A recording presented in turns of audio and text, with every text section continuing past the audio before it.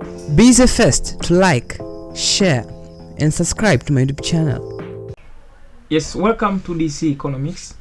Today I'm going to take you on review question and answers in introductory part in macroeconomics. We begin with the first question. Define economics. Economics is the branch of social science that deals on how different societies allocate scarce resources among alternative uses in order to satisfy human wants. Some people define economics as the proper utilization of economic resources in order to meet the potential needs without wastage. Question number 2. Differentiate between microeconomics and macroeconomics. Microeconomics is the branch of economics that deals with individual aggregate economy, for example, the issue of consumer income, consumer choices, and personal income, as well, and etc. The concept of microeconomics actually focuses on the issue of individual aggregate economy. This is quite different from macroeconomics. When you speak about the issue of personal income, you speak about the microeconomics. Question number 2, differentiate between macroeconomics and macroeconomics. As now we focus on macroeconomics. Macroeconomics is a branch of economics that deals with examining the aggregate of the whole economy. Most of the concept of macroeconomics actually tend to analyze the entire economy in terms of the total income and the level of employment of productive resources and the general behavior of prices. Question number 3, give examples and write short notes of the following concept as are used in economics. The issue of scarcity and choice. Scarcity refers to the concept in economics that imply limited in number of resources for fulfilling human wants. Choice refers to the ability of consumers or producers to decide which goods and services or resources to purchase or provide from the range of possible options. The issue of choice arises because the economic resources, the mega resources, cannot fulfill each and every needs of people. So you need to make choice so as you can be capable of economize the economic resources properly with no wastage. Now, another concept is about opportunity cost. Opportunity cost, this is an alternative decision that has been foregone. For example, a farmer chooses to plant beans. The opportunity cost is the planting a different crop or alternative use of resources. Includes maybe land, farmers, and equipments. Another concept defines about economic good. Economic good is a product or service which can command a price when sold. For example, education, clothes, food, cars, and etc. Public goods, these are example air and national income, national defense. This refers to the good that is both non-excludable and non-reviewable. Non-excludable, you cannot ignore the others from using the same commodities or services.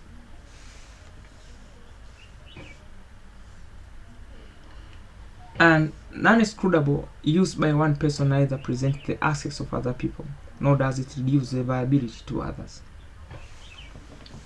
So public good, these are the goods that are non-viable and non-excludable. So most of the public goods are offered freely.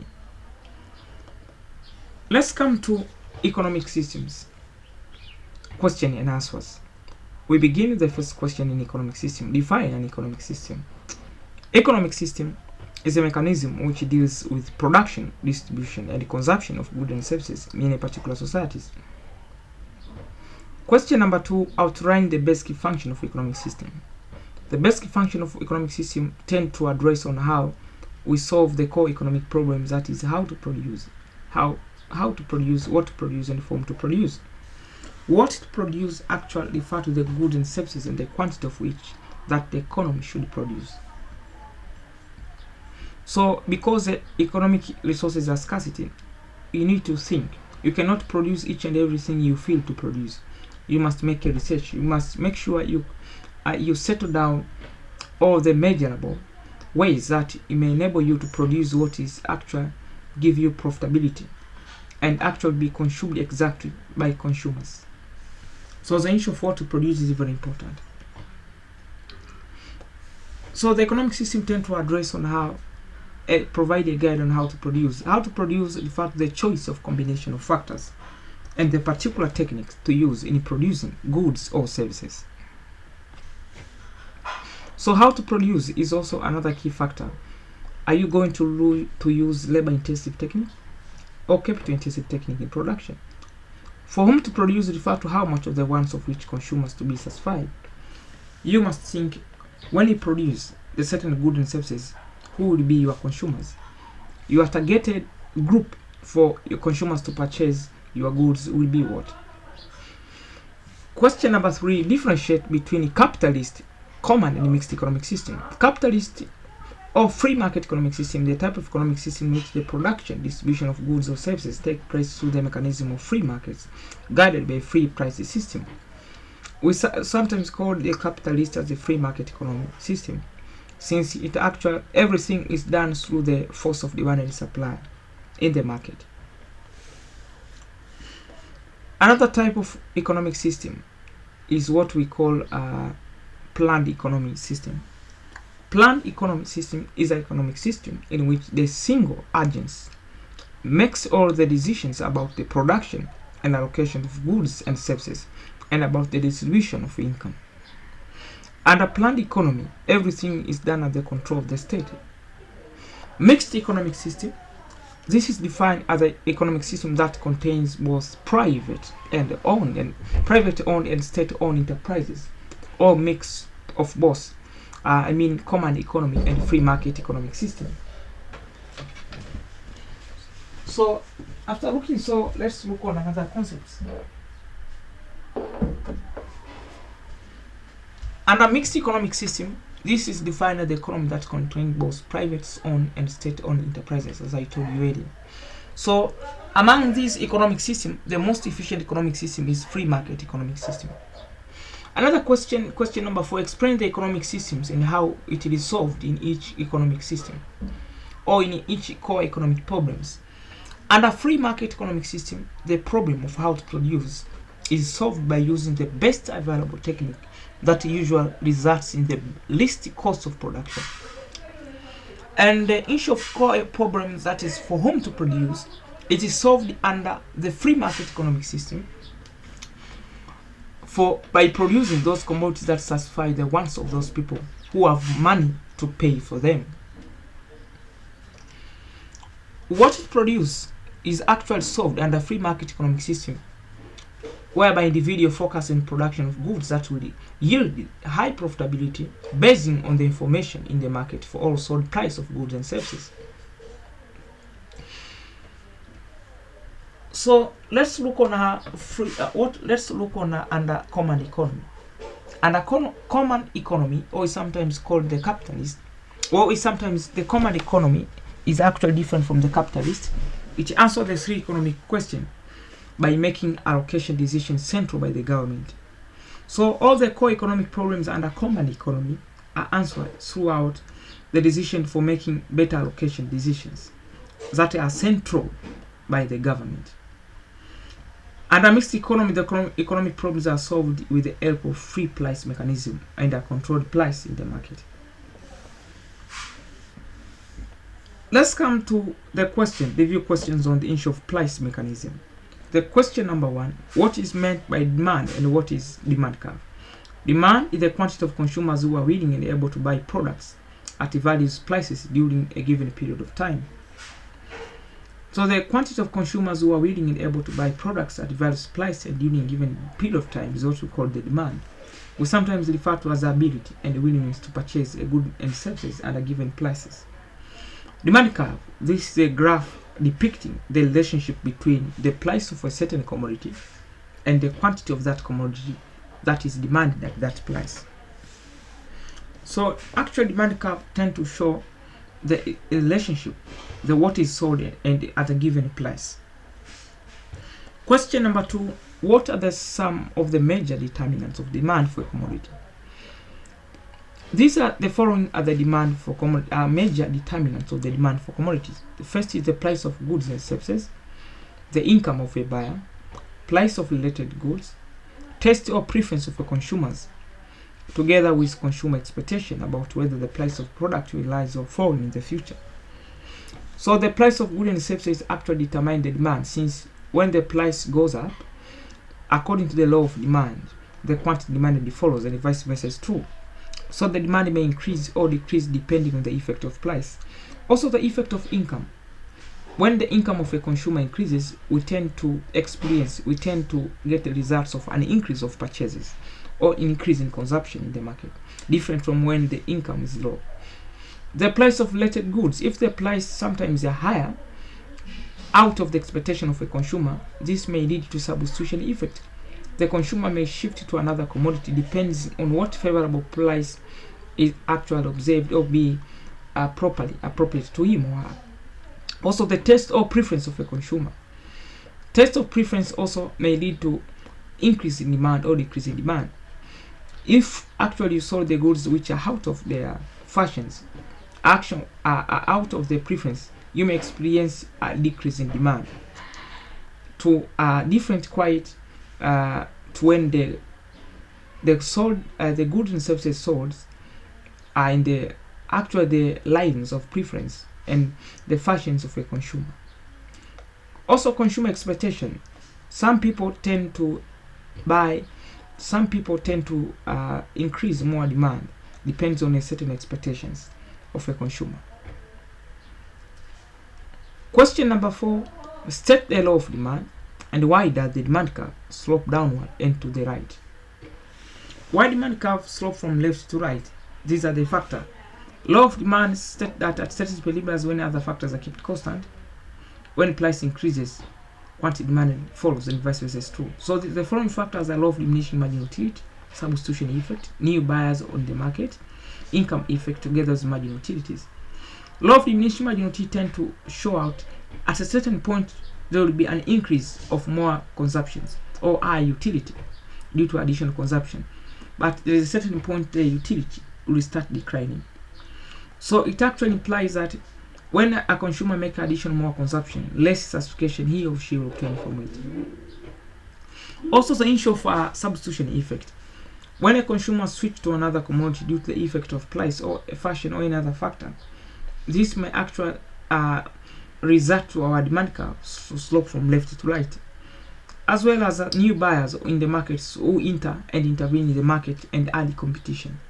Also the income effect. When income increases, even the behavior of people changes on how and where they consume goods and services. According to Keynes, when income increases, consumption also increases. Question number 5, discuss the factors that may cause violation of law of demand. We actually understand that the law of demand persists to say when price increases, quantity demanded follows. But this law can be break up with these factors over here. The first factor that break up the law of demand is the gift and goods. These are goods that are regarded by the people flow standard. The demand for these goods decreases when income of people increases. Goods of extensions or luxurious goods. These are goods which are luxury, expensive in nature. Some people tend to consume them as they think that they have a higher income, or they want to be to actually exposed to more superiority among others or with different people. Another is a fear of shortage or fear of serious shortage. Ignorance of a consumer as well. So expectations of future change in price as well. So these factors actually determines. Some people consume more of goods which have higher price because of lack of information in the market. Some people tend to consume more with higher prices because they expect in the future there will be a shortage of those commodities. So for that case, we have the expectation of future change in price, ignorance of the consumer, and the fear of serious shortage as observed. The question number 5, you are given below this is the demand curve schedule for 500 million of soda in Dar es Salaam city. Observe the nightclub, construct the demand curve. So from the following data, we have the price per 500 ml soda in shillings, that is 100 up to 400. But also we have almost 0 up to 140. So when you construct up the demand curve, make sure you take a position of price in the left hand side, that is y-axis, and you take out the position of quantity, that is in the x-axis. So you sketch out by using any kind of scale that will be profitable, that will be appropriate in drawing out your demand curve. So actually your graph will look this way. We have price in the left hand side, that is 100 to 400, and we have 50, that is equal to 140. So when you sketch out your graph, it will appear our graph is inversely related to price and quantity demanded. So when the price increases by 1,000, we expect the price to increase at that 50. So there is an inverse relationship between price and quantity. So when price increases, quantity demanded decreases, and vice versa is true. So this is actually how demand curve looks like. So when you join up those 2 points, your graph will be moving from the right hand side to left. Your graph will be moving from left hand side to the right hand side, as you observe. Question number 6. What is the difference between an increase in demand and an increase in quantity demanded? What you need to understand that increase in demand means that the consumers plan to purchase more of the good at each possible prices. An increase in demand means that the consumers plan to purchase more of the goods at each possible prices. Increase in quantity demand refers to the movement along the demand curve, which is caused by the changes in price. Sometimes an increase in quantity demanded. What is the difference between a change in demand and a change in quantity demanded? A change in demand describes a shift in consumer desire to purchase a particular goods or services, irrespective of a variation of its price. So a shift in consumer desire to purchase a particular group in respect of price is actually a change in demand. Another is the change in quantity demanded. Change in quantity demanded, this refers to the change in a specific quantity of a product that the buyers are willing and able to buy. And what is meant by the term supply, and what is the supply curve? Supply, this is the total amount of a given product or service offered to a consumers at a given period and price. But also, someone might ask you, what is a supply curve? Since the supply is the total amount of a given product or service offered to consumers at a given period and price, so the issue of a supply curve. So supply curve is quite the concept that's related to supply. So we actually define what is known as the supply curve. This is a curve that demonstrates out the price of the sold goods by suppliers and the quantity that is going to be sold by consumers. So the supply curve is a graphical representation of a correlation between the cost of goods or services and the quantity supplied for a given period. Supply curve is a graphical representation of correlation between the cost of goods or services and the quantity supplied for a given period.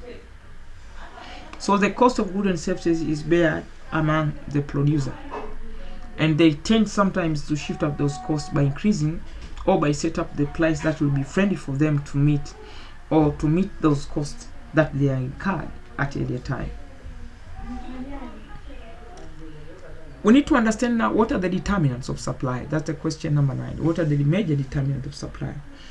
The following are the major determinants of supply. That include the resource price, technology, taxes and subsidies, price of other goods, price expectations, together with the number of sellers in the market. So the issue of technology may influence supplier to increase more output, but also may influence supplier to sold at the lower minimum price or at the higher price.